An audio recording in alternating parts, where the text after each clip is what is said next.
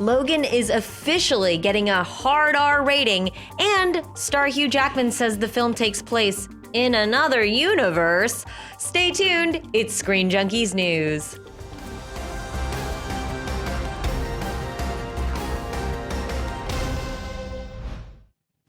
Director James Mangold tweeted this titillating peek into his Logan standalone.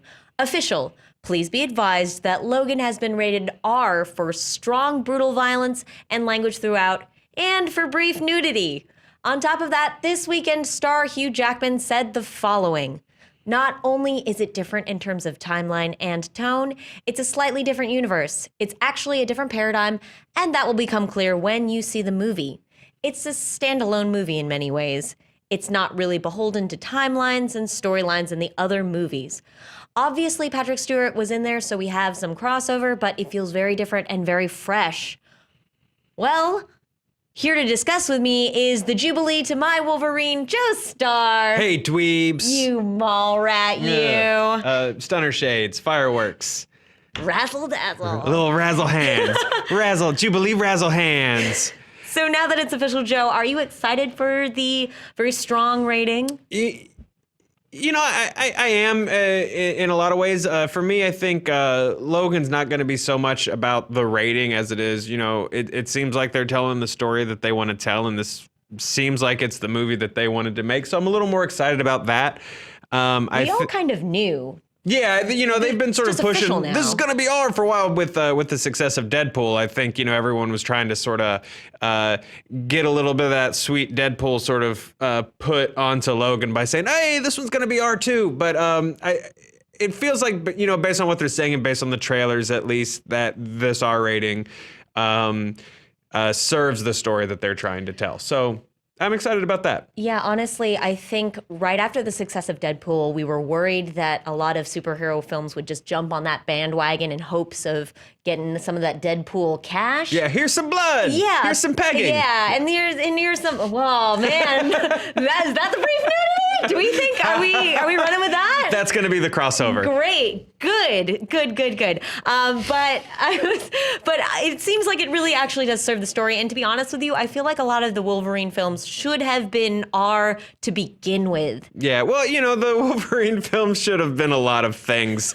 But you know, especially with this movie sort of pulling from Old Man Logan a little bit, Mark Miller's Old Man Logan. Yeah, this needs, I think, a hard R rating. CGI claws and a lot of dangs and goshes were not going to serve the story.